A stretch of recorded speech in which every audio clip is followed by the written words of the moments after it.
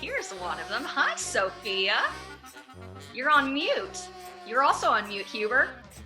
Hey! Amateurs. Hi. Oh wow, Huber's got a background. God. Sorry, I use a Zoom for school. That's why I have my pronouns here as well. Oh, I think I have mine. Do I have mine? I did. Veronica, come on. Here, how do I change my name? Rename. Here. Put your G-Don pronouns up. There we go. There we go. Okay. It's our first case files! Hi! Huber, put your hands up. Come on. He looks the least enthused out of all of us. I know. Which is such a stark contrast from how he is on the actual episodes. You know, you can't get him to stop laughing. I know. In the last one, I was listening back and I was like, Huber, it's called silence. And I was like, oh God, I sound really mean. No, it's okay. I really laugh when nothing is funny. Like, nothing is funny, and I'm just giggling now. Well, thanks. Way to offend everyone in one go. Okay. So, hello. Did someone's phone go off? God damn it. You haven't turned your phone off. Hello, listeners or viewers, as this is a video episode. If you're listening on a podcast app, just FYI, you can get the video version of this Case Files episode by going to YouTube. This is our first one. We do this every cycle, which is every time we all write a chapter. We come in and we pick apart what we've done so far and we do our segments. So if you've listened to the episodes, you know Veronica has a segment on writing, Huber has a segment on medicine, and I just read out the fan mail we get and we discuss it and answer questions. But one thing we do first, which I'm really excited about, is we each bring a talisman or a prop or a costume to each Case Files related to the first 3 chapters. So who wants to go first to introduce their talisman for the Case Files episode? I vote Huber goes first. Okay, yeah. Okay. Huber. I brought this homemade snow globe that has a pine cone in it, or a pine tree, or an evergreen tree in it, because we're set in the Pacific Northwest. Oh, that's cute. That's the biggest cop-out ever. I bet you just found that and we're like, I need a prop. Hey, Okay, is that true? Yes. But it works. It works. Oh no. Well, it's good to remind the viewer of the setting, because when we started this way back when, we thought this was taking place in the Midwest, and then we had like a mid-series change. So it's good just to remind everyone where we are. So I thought that was great, Huber. Okay. Thank you, Huber. Well done. Thank you. Veronica, what did you bring? Okay, What's your talisman? I have a talisman, but first I would just like to introduce my tea mug, because it has like a mustache and a goatee on it. And this is exactly how I imagine Senora Romanzo's fake facial hair mentioned in the first episode. But that's not my talisman. My talisman is over there because it's too heavy. So this is the candlestick that the Countess stole from the church, for which she was then imprisoned, and then when she tried to escape, she was shot, I think, 9 times in the back. So it's actually in the chapter, it's just mentioned being a candlestick, but mine comes with a fancy sparkly candle. So that is my talisman, and I did my makeup purposefully kind of dark and sinister, so I look like the Countess. Oh my God, Veronica! So that's mine. Okay, that makes sense why she was shot. Did you buy that, or is that in your house? This is in my house. It's holds up my books. So because it's very. My next question was, or did you steal it from a church? Well, maybe before it was in my house, I stole it from a church, because back in the day, I did used to be quite Catholic. So You did, yes. maybe I got it from there. You don't know. You don't. We'll just. And leave you won't that admit it. Question for the reader to fill in as they want. So that's mine. But how about you, Sophia? Well, I have, and mine is gluten-free, so it's food. Well, I guess yours are gluten-free as well. But I have saltines and prune juice. Oh, yay! Good. We'll have great digestive health on this episode. Clear your bowels straight out. And I actually have a secret reveal that I'm going to do, but I'm going to do it at the end of the episode, so people have to watch all the way through. But I have a secret surprise related to my saltines and prune juice later. Well, I am intrigued, and that's enough to keep me on the call. Yeah, exactly. So keep listening. I think, so on my rundown, it says introduce talisman /props, tick. Now, quick summary. So I don't know how we want to do this. Should we just read out? Well, should we just do you do your episode, Hubert does his episode, I do my episode? Yeah, I feel like that's a good way to do it. All right, then. So let's okay, so we've written the whole story, so we know what to shout out to make you to keep you remembering important characters and events and stuff. So my chapter, Welcome to Mole Town. We started out at the carnival. There are a lot of details, most of which aren't important, but all you need to remember is that there's Signor Romanzo, who's a bit of a creepy serial killer lonely man. There's the Countess Wellington of Wellington, who was shot in the back 9 times for stealing the aforementioned candlesticks. There's Matthias, who's like a creepy sort of handyman. Leviticus, who's a mechanic / secretary, because he's in charge of getting the permits for the traveling carnival. Oh my God, there are so many people. There's Wilhelmina, who we said was a gawky orphan and later becomes the chair of a computer science department. He was losing it. At the spry young age of 17 or something. At the spry young, yes. But she's a fortune teller, and later we see more of that, but she's a fortune teller at the carnival. And then the important other people to remember who are no longer there. Actually, wait, one of them's there. This is so confusing. There's a lot. Just remember, there's Caleb Munkatossen, and he goes off a flying swing and dies. There's Eleanor Sphinx, who's in a fire in a caravan, and she was the chef at the carnival, and she dies in the fire, but she has a daughter who's mute and doesn't have a tongue, who is still there, but she can't say anything. She's very quiet, and now she does the cooking. I think that's everyone. So that's the carnival. Yep. There's also a neighborhood watch organization called the BDSM, which is the Board of the District of Suburban Moletown. And in it are 2 Karens called Wendy Willoughby and Alicia Alatosa. They love Pinot and they don't love the carnival. And they find Wendy's daughter, Clara, dead in her bedroom with a knife through the heart. Well, we don't know that yet. Oh, we don't know that yet. We don't know that yet. She's dead in her bedroom. Basically, the chapter ends with a dashing, sexy Patrick Dempsey-ish police inspector called George Golfini turning up at Signor Romanzo's caravan trying to arrest him for the murder of Clara Willoughby. But Signor Romanzo disappears in a flash, and Golfini and his trusty German shepherd, Elaine, who is very important, they are left flummoxed. And that is how my chapter ends. And Huber picks up in a completely different direction. So why don't you fill us in there, Huber? Yeah, I do want to say, we've been saying, Wilhelmina 17, blah, blah, blah. But when I wrote the chapter, I really forgot that she was an orphan. So I made her 30. I made her 30 years old. No. You also made her curvaceous and kind of sexy. And I was like, gawky. So I would like to delete that sentence. I would like to delete the chapter if I could, but I can't. Oh, we can't. It's a little late for that now, Huber, because you threw us a complete curveball at the end that we have to mop up towards the very end of the series, so it's a little late.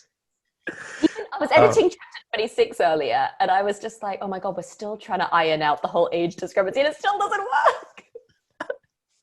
Anyways, okay, sorry, keep going. But anyway, so we see Wilhelmina. She's the chair of this computer science department at Claremont University, the town's university. It's not the real Claremont University, because there is one of those, but it's not Claremont. It's also spelled differently, so nobody can get us. And Wilhelmina goes to her car. She drives home, and she hears a news report of Clara's death. And she realizes that Romanzo is the one behind it. And Romanzo hops into the car magically. And they have a little discussion. And he tells her to remember the saltines and prune juice. Oh! Sophia's brought today and still has not actually been resolved. And we're on chapter 29. And I'm going to let you know both now. I wrote chapter 29 and I still have not resolved that. So good luck to Veronica. Hugo, we spent the whole time pretending we've written the whole book, and you've just revealed accidentally that we haven't finished the book yet. Oh. You little whistleblower. We do have one chapter left to write, but Veronica's keeping it as a surprise. There's a reason we're holding off. We're hoping to do a reunion in person. So it's not that we've just been lazy and not wanting to do it. We're trying to wait until we can see each other and do a big old bonanza around it. So the grand finale. Yes. Okay. We'll come. It'll be a huge, spectacular event. Yes. Okay. But they have a little powwow. He tells her to find the red moleskin. Then she goes to the carnival. Golfini's also there. They have a little discussion. It's revealed that they went on a date because I thought she was 30. But now it's just creepy. And what do I look like? Creep. But anyway, he leaves. She runs in, can't find the moleskin. Then it transitions to 2 weeks later. No, 6 weeks later. 6 weeks later. 6 weeks later. And we see Ruby Red going up to Christopher Candell's house, who is the chief of surgery at Moulton Memorial Hospital. And they have a little powwow, and it turns sexual. She handcuffs him to the bed. They're like, going at it. And then she chokes him to death. I listened to that episode with my mum in the car, and the part where he's like, choke me a little, my mum was like, oh, I'm a little uncomfortable. She was like, she was so upset. No, that's a sign of good writing. It's supposed to evoke something from the listener/reader. So good on you, Huber. Yeah, well, you were my mum's favorite until you started writing porn, and then she was like, oh, I say. It's exactly how the Countess sounds. It is. Oh my God. Your mom should cosplay as the Countess. I think I actually based the Countess on her without realizing. I mean, her accent is very posh. So it is. She sounds like a very refined lady. Everything under control. And we have a lot of candlesticks in our house. I do wonder where they all came from. Oh dear, Jojo. Sorry, I keep interrupting you, Hubert. Keep going. Oh no, that's it.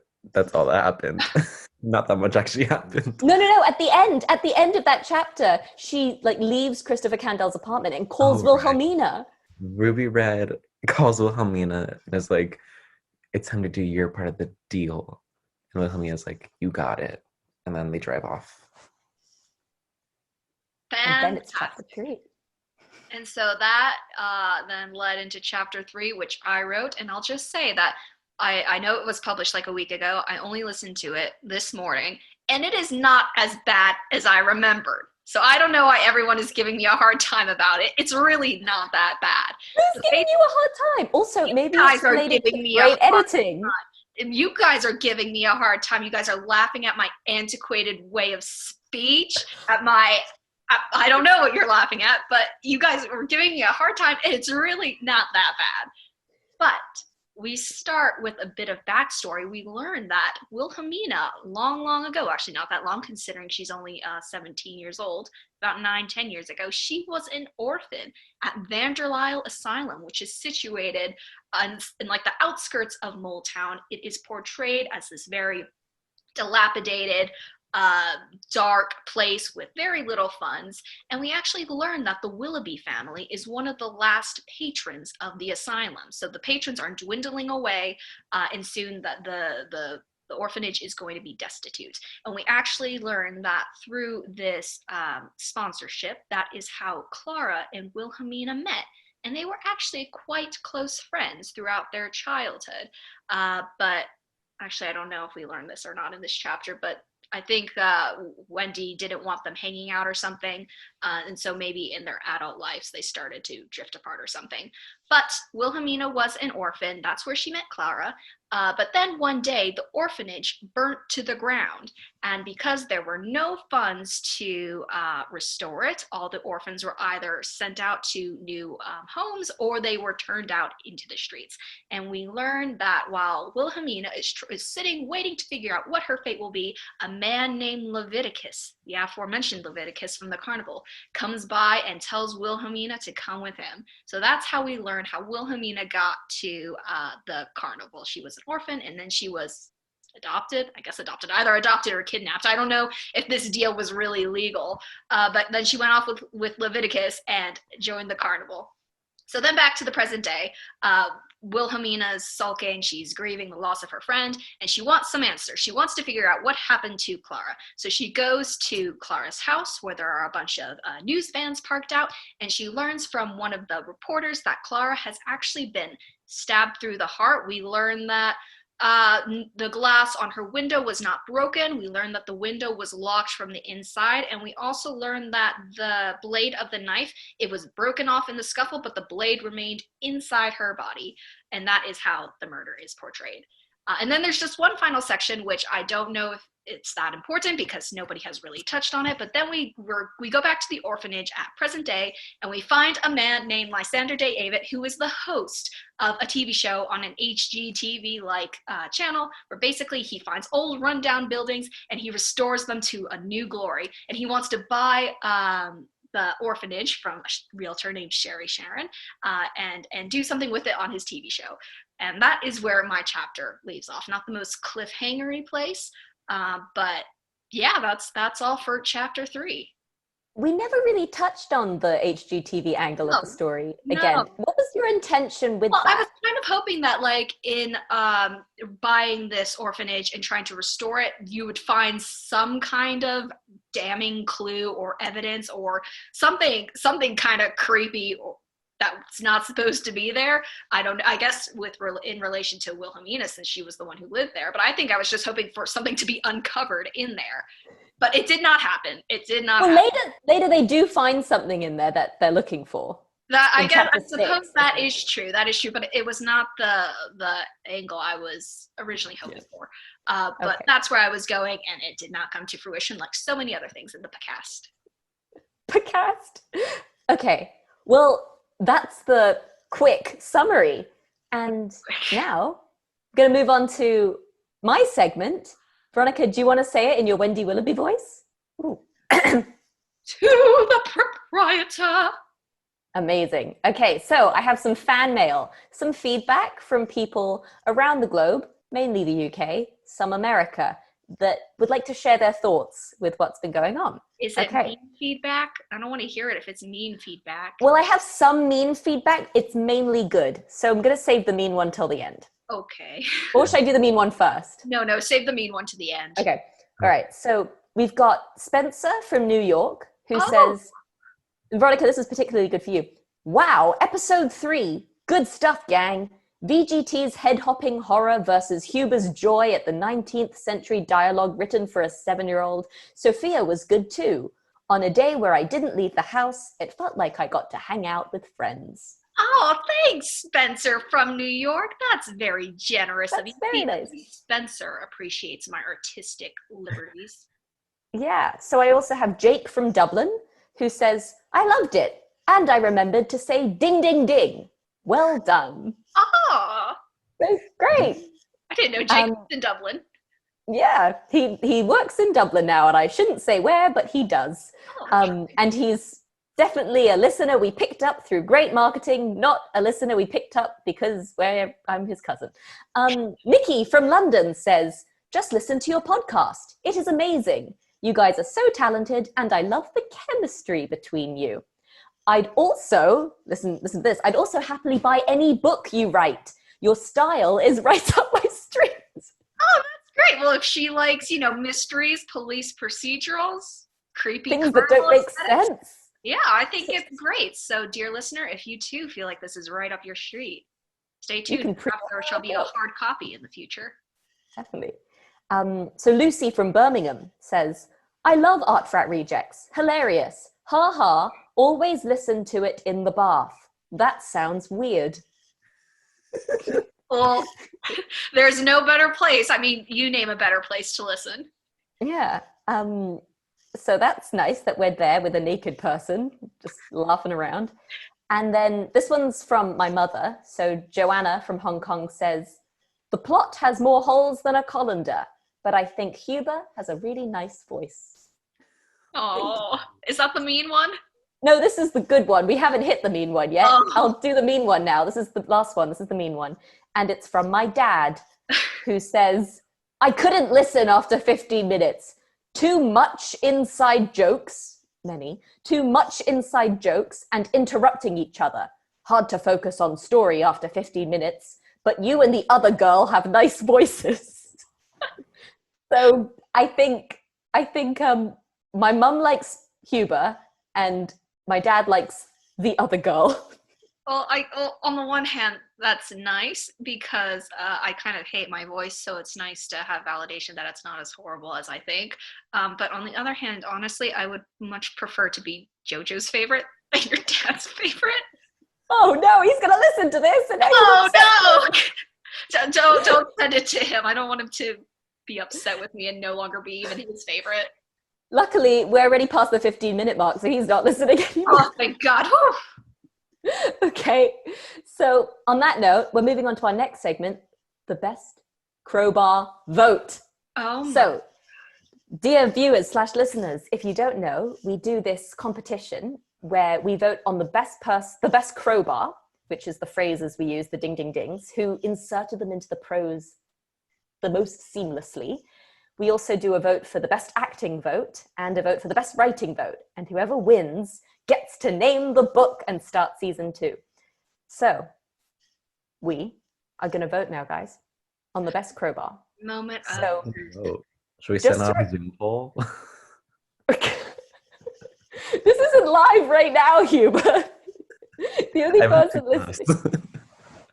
Oh, wait, between us, can you send out a Zoom poll? I don't use Zoom that much. poll. Oh, yeah. Add a question. Oh, wait, it's taking. Oh, this is cool technology. Okay, you do that, BGT. I'd just like to refresh everyone's memory of what the crowbars were.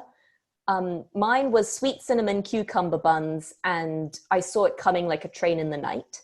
So sweet cinnamon cucumber buns was used as like the snack food of the carnival, and I saw it coming like a train in the night was the opening line that Wendy used when she talks about her husband's affair. Then Huber had singing fairy lights and grabbed the saltines and prune juice, and he basically decorated Christopher Candel's apartment like a college student with singing fairy lights. And then said, when you hear the phrase, grab the saltines and prune juice, you'll know what to do, which is a total cop-out, just gonna say. And then Veronica had swagged up ovaries and you can't bake a cake if the batter's with the devil. And she used swagged up ovaries from Lysander Day Avit's perspective to describe Sherry Sharon. And then she used you can't bake a cake if the batter's with the devil as through Clara to say that when Wendy said that phrase and Clara wasn't quite sure what it meant. So those are the crowbars that we did. Oh, wow. Okay. I launched a poll. Wait, but we don't vote for everything yet. Just vote for the crowbar. So I don't know if I can vote in the poll. Oh. I don't know if I can vote in the poll. Should we just say it? Should we just say what we think? It's too complicated. Okay, let's not do the poll. Okay, we'll just say, are we allowed to vote for ourselves is a question. Well, apparently you guys are allowed to vote for yourself, but I am not allowed to vote for myself. Yeah, because you'll just keep voting for yourself regardless. You can vote for yourselves, yeah. Okay, anyone can vote for themselves, but vote objectively, guys. Yes. Well, I'm going to vote very objectively, so should I give my answer for Crowbar? Yes. I'm actually going to vote for you, Sophia, but this was more of a process of elimination because Huber was a total cop-out with the prune juice and the saltines, and people didn't like my swagged up ovaries, even though I had no problem with them. So I guess by default, I'll vote for Sophia. No problem with swagged up ovaries. I like swagged up ovaries. I like it in the prose, so I'll vote with Sophia. Okay. Well, okay. Huber, I'm sorry, but the saltines and prune juice was a total friggin' cop-out. Singing Fairy Lights, I give it like a 7 out of 10. So right now you score 7 out of 20. Veronica, I liked swagged up ovaries to describe Sherry Sharon. So I'm giving that a 9 out of 10. But then with the you can't bake a cake if the batter's with the devil, it seemed a little forced because it was like, because Clara said it and then Wilhelmina was like, what? And then Clara was like, I don't know, my mum just says it, which feels a bit cop-outy. But I explained it, and Wendy is such like a cliche figure of speech kind of person. And honestly, I felt like I had to explain it because you gave it and nobody would have known what it meant. Well, so then I was thinking of my own, and I was like, I saw it coming like a train in the night was okay, maybe an 8 out of 10. And sweet cinnamon cucumber buns was, I think, great. And it's become an institution at the carnival. So I'm giving myself a 10 out of 10. So that leaves Huber with 7 out of 20, me with 18 out of 20. And Veronica, you got a 9 for the swagged up ovaries. And you know what? I'm going to give you a 9.2. Oh. But you can't make a cake of the batters with the devil, because I'm playing the long game and I don't want to vote for myself. Otherwise, you guys are going to like gang up against me in future cycles. Because you're probably going to vote for yourself for best actor and best writing too. So exactly. So Huber, are you going to break a tie, or are you going to vote for yourself and make this a 3-way tie? No, I'm voting for Veronica. Yes. Okay. Honestly, I was gonna say because of the Battle with the Devil. Yes, we made fun of it in the chapter, but a 7-year-old would hear that and be like, yeah, you can't bake a cake if the batter's with the devil. Huh? Just parroting what an adult says. Okay, congratulations, Veronica. You won Best Crowbar of the Cycle. That's good, because I'm not winning Best Writing, so... Well, you don't know that. No, well, I'm not voting for myself. Well, speaking of Best Writing, now it's time for our creative writing segment, VG Tips. Yay! And it is the inaugural episode. So this is basically where I just come at you and give you creative writing tips, because I am such an authority, having published nothing and taken a total of 1 creative writing class in my lifetime. One more than either of us. That is true. And I think it is only natural that we start with head hopping, since it is something that I have mentioned. You guys are so tired of hearing about it. We know, Veronica. But no, I've mentioned it several times in the cast already, at least 10 times in my own episode, which just goes to show I should probably follow my own advice. But yes, we're going to talk about something they call in the biz head hopping. And so admittedly, this might be like a pretty elementary tip. I don't know. I don't think I'm the best person necessarily to judge that, but it's an important thing to get down, because if you're a serious writer, I mean, like the number of stories I've heard about people in the literary world, whether agents, publishers, editors, or whatever, the number of times they have singled out this head hopping phenomenon as being like the number 1 sign of an amateur writer, it's a lot, to say the least. So head hopping is basically, let's create a scene just for the sake of example. Let's say we are in, I don't know, like an orphanage or something. And original, okay. Yeah, I know, so original. More specifically, let's say we have a conversation between 2 girls, just for the sake of the example. Let's call them, I don't know, Clara and Wilhelmina, okay? Ooh, good names. We have this scene, and at first, Clara is, say, observing it through her eyes. She's noticing things about the orphanage, about maybe the other girl, Wilhelmina, maybe in slightly antiquated terms, I am told, but, you know, that's okay. It just might be a unique thing about her voice. So that's fine. That's perfectly fine. But then suddenly, with absolutely no transition, we shift from observing the scene from Clara's eyes and into Wilhelmina's. So suddenly the reader is being told exactly what Wilhelmina thinks about the situation, rather than being allowed to infer it from her body language and dialogue and etc. And so that is what we called head hopping, or basically an omniscient point of view, when the author dips the reader into the consciousnesses of the various characters in the scene. And so, see, if you were reading something published in like the 19th century, it really wouldn't be a problem. Because it's much more common. I'm thinking about like Dostoevsky. Dostoevsky is a serial head hopper. So it was quite common back then to use like an omniscient narrator. But to our modern eyes and ears, it does read as quite antiquated. So basically pick up anything published within like the past 20 years, 99 times out of 100, it's going to be written either from a first person point of view or a third person, a close third, which basically means 1 narrator per scene.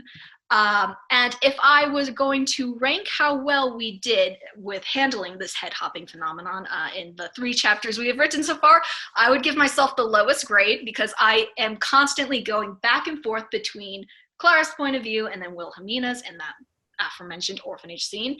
I would then say maybe Sophia did the middle. You did all right with the Signor Romanzo in the beginning, but it kind of helps that he was literally the only person in the caravan. But you do start to have a couple issues with Wendy and Alicia.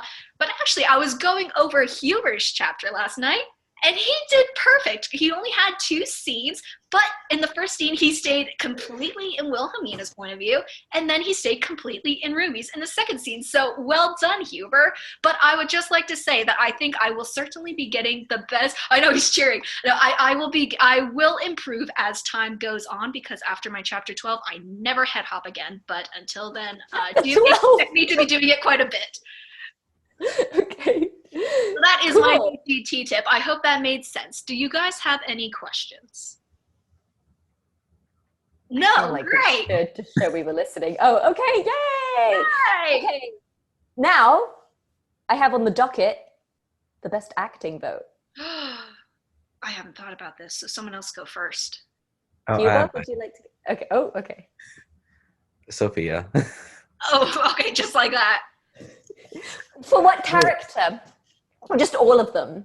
Wilhelmina, but I think it's you know that I love your Essex accent so much, and it really cracks me up, and I can't just sit there and not laugh when you do it.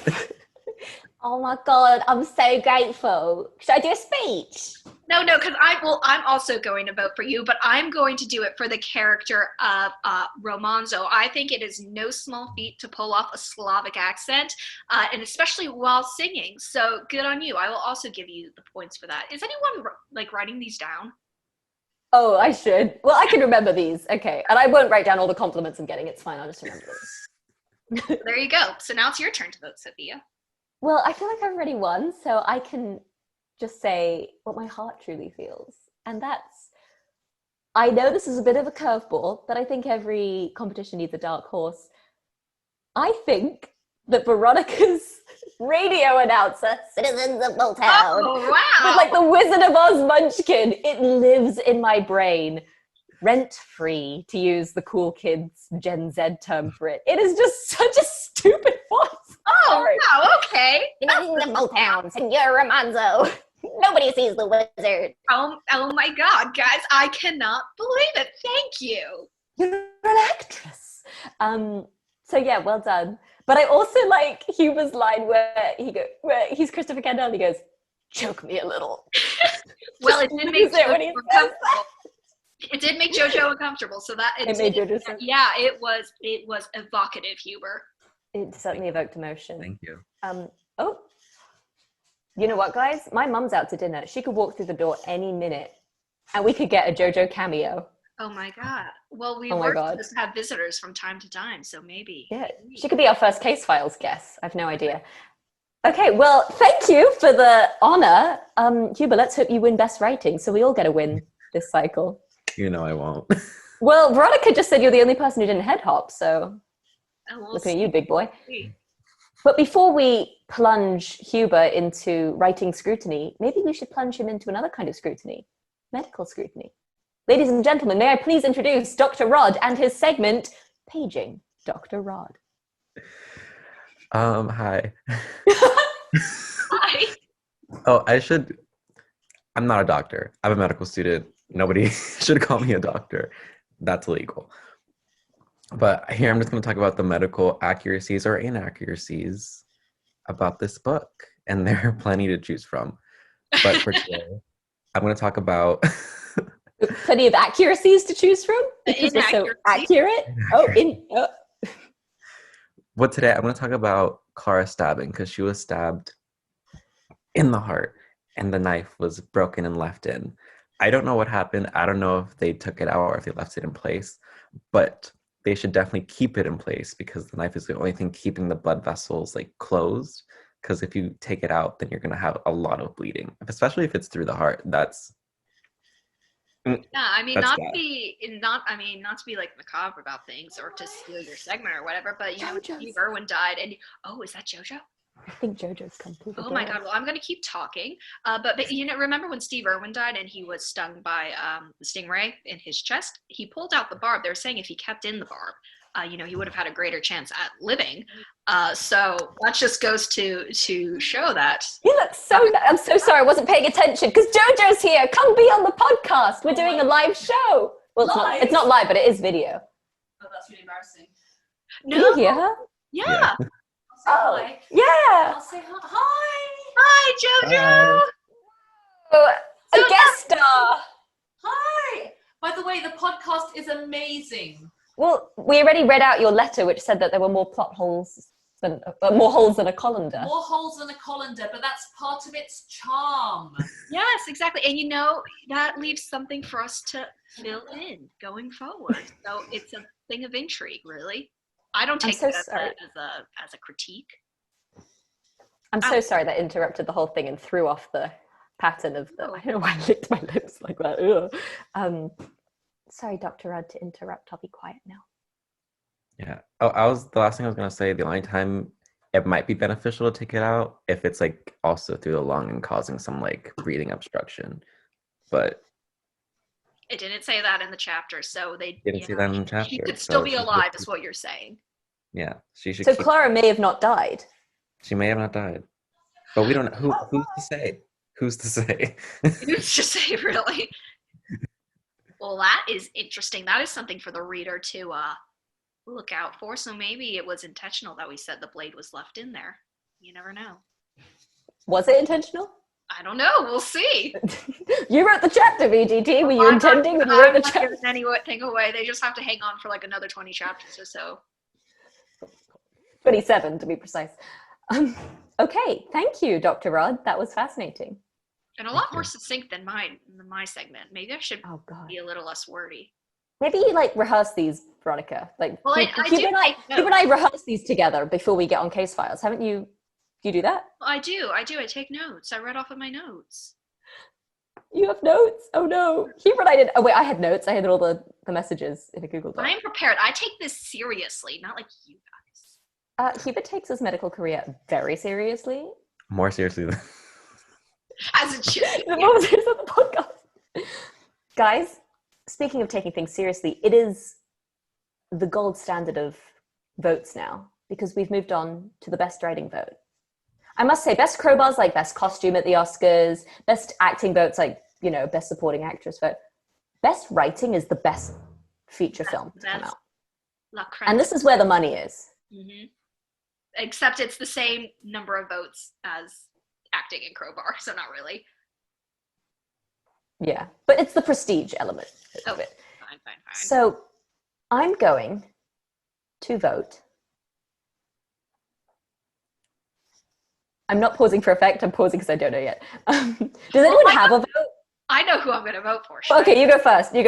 Well, I think it should be no surprise, given my segment, that I am going to vote for Huber for this cycle for best writing. I am a bit of a purist. I look at, the craft, and Huber's craft was immaculate. He stayed with one narrator per scene, and for that reason, I will vote for Huber for best writing. So good on you, Huber. Well done, Huber. Oh, Lord. Huber, are you going to say next or should I say next? I feel like you should say next. I should say next? Yes. I mean, just to go along with that, I guess I'll just vote for myself. I was going to vote for you too, and I was going to try and cause suspense by having you vote for either Veronica or me and be like, which one will I pick? But fine, yeah, okay, we're all voting for Huber. Okay, great. You want to say why, Huber, or are you just I'm fucking amazing? I just want to win. I just need to win, guys. It's supposed to be objective. Yeah, hang on. You're disqualified. No. Privileges to vote for yourself going forward. What? You lose privileges to vote for yourself going forward. No, I was just kidding. I'm just kidding, guys. You know what? I'm going to vote for myself. No, I'm voting for Huber because I think sometimes Veronica and I can get a bit verbose. And with me, I just got so boring with unnecessary description. Veronica, I'm sorry, but I have to fault you for the antiquated dialogue of the two children.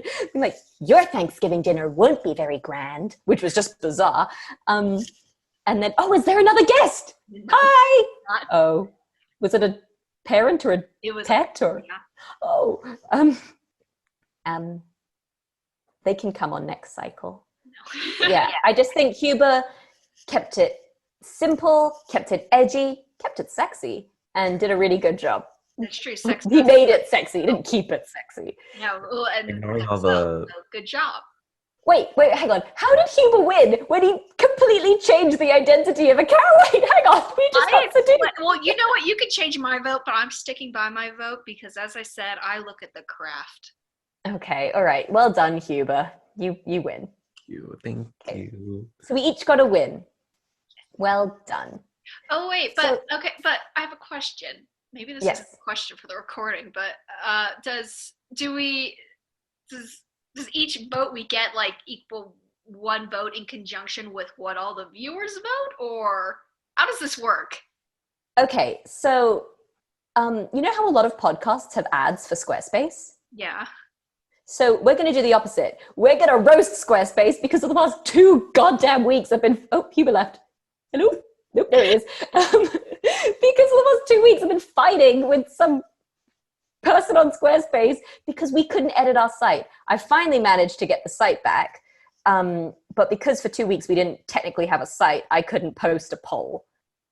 Shall we say tentatively that we are the current winners, but we are going to have a poll up, guys, for you to fill out for the whole of 2021 until the last episode. So you can come on at any time and maybe swing the vote. Swing it like your Pennsylvania in a presidential election. And let's see if we maintain our positions as, three-way tie. I don't know. We'll keep a vote for our listeners up until we finally tally all the votes. But we have made our votes. As it stands, we're all tied. Okay, that's good. Very good. Okay. Sounds good. That was my anti-ad for Squarespace. It's the final thing on the docket, guys. It's what I like to call surprise fun. We can come up with a catchier name later, but I have a little surprise game for us. Does it have to do with the saltines and prune juice? No, no. But I am really tempted to eat a saltine. Can I eat one right now? I know I yelled at for drinking from his water bottle, but we can all take a hydration break right now. So everyone have a drink. Oh my God, that's good. You know when you eat one and then you need 9 more.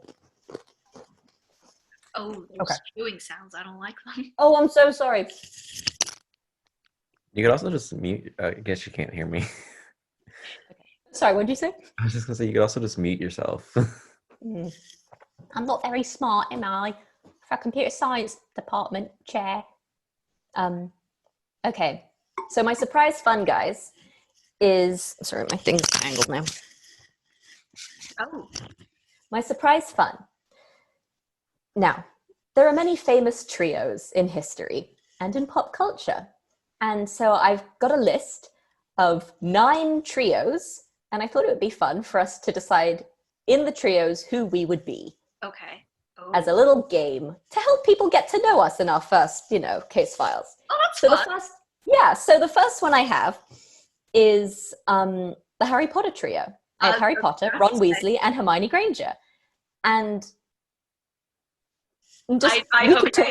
okay, so let me just say, Sophia is obviously Harry because I feel like she is the leader, of the cast. She takes care of everything for us. She makes sure everything goes according to plan. Well, that's because when we started this, I was like, I know you guys are busy and have a million things to do. So if I promise to do all the boring admin, will you do this with me? I'm really not. But anyway, I think Sophia is the Harry. I feel like she is the leader of men. So there's Sophia, and I'm sorry, Huber, but I have to make you Ron.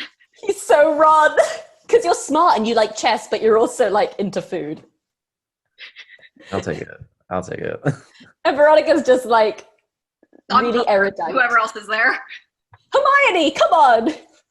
You're textbook Hermione. I feel like I'm just Harry by default. Yeah, I like Hermione, so. Okay. Yeah, that's what I don't know if you guys know. I was thinking Charlie's Angels, but I know there are different sets of Charlie's Angels. I was thinking of the Lucy Liu, Cameron Diaz, Drew Barrymore trio, because that's the one I grew up with. Do you know that? Do you know Charlie's Angels? I don't know Charlie's Angels, but our listeners may. So why don't you go ahead and sort us, and Huber too, if he knows them. Do you know them, Huber? I know Charlie's Angels. in general. I know the two words. Okay, so in Charlie's Angels, there's Drew Barrymore, who's like the badass one, who's like really punky and cool. There's Lucy Liu, who's very prim and proper. And then there's Cameron Diaz, who is fun-loving and silly, but still kicks ass. Okay. So I feel like, I don't feel like any of us are Drew Barrymore because none of us are really that cool and punky. I feel like Huber's the coolest out of all of us. Like Huber's the one that like does cool stuff. Definitely. So I'd make him Drew Barrymore, even though he's got Cameron Diaz vibes. What is cool stuff? I like- sit in my room and play video games. Yeah, that's pretty goddamn cool. I do cross stitch, Huber. You know, back when we were allowed to go out, you go out. Yeah, you've like tasted alcohol. What's it like? You eat You know, my mom gluten. taught me this. What a pious woman. I think actually we're each combinations of two Charlie's Angels. Huber is Cameron Diaz and Drew Barrymore. Veronica, you're Drew Barrymore and Lucy Liu. Oh, wait, no, we're all just a bit Drew Barrymore. And I'm Lucy. Oh, no, and I'd be Lucy Liu and Cameron Diaz. Okay, Anyway, sure. no one else watches Charlie's Angels. It doesn't really matter. My next one is, do you guys know Lord of the Rings well? Oh, hell yeah. Okay. Oh, Aragorn, Gimli, Legolas. Huber, go. I feel like I'm Gimli. Yeah, that's really hard. I'll make Huber Legolas. Yeah, because he's the hot one. No Yeah, offense, yeah, Huber. definitely. Oh, but you're the blonde one. Oh, I do have the long straight hair, don't I? Yeah. I'm definitely Gimli because I'm the frizzy brunette one. But the short Aragorn frizzy is brunette. such like a hard ass and such a grump. I don't think he fits any of us. Yeah. I think I would make VGT Aragorn. Okay, Aragorn's a daddy. fine. I know. Because you've had an emo phase and he's a bit emo. Like, I can't be with Liv Tyler. I'm so sad. Yeah, sure, fine. I'll take it. I'm Gimli because I'm like a little shorty, and Huber's Legolas because he's the fitty. Yeah, and I'll be Aragorn then. Fine. Okay. The next one I have, this is my personal favorite, Shrek. Shrek, Fiona, Donkey. Ooh, Okay. my donkey. Yes, I have this one in my head already. Well, actually, I was gonna say. Yeah. Okay, fine. Yeah, I see it. Does that make Sophia then Shrek? I think you're Fiona, VGT. Okay. Yeah. Okay. The Powerpuff Girls. Oh, I want to be the green one. So you're Buttercup. Yeah, Buttercup's a bit angry and doesn't give a shit, which I feel is very you. I think I'm Bubbles. Yeah, the Bubble. Oh, I didn't like Blossom though. I guess I don't like myself very much either. I don't think you're but I don't think you're Blossom. I mean, I guess that's the only one left over. But No, my Mojo Jojo. Like no, Huber, which one is she? Because I don't know if you fit into any of them. I could be the professor. Huber, what do you say? You did start this all, so you did create Okay, it. we'll move past that one. Okay, Shrek Ties Angels. Okay, the Plastics. So Regina George, Gretchen Wieners, and Karen Smith. I think I'm gonna say Huber is Regina George. Oh, I was going to say it was Gretchen. I was also going to say Gretchen. Oh, Because he's the one who's always got tea. His hair is full of secrets. well, I feel like he's the most tea-filled of us all. He's also the coolest of us all. Oh, true. So I that's feel where I'm like going. Veronica, you're Regina.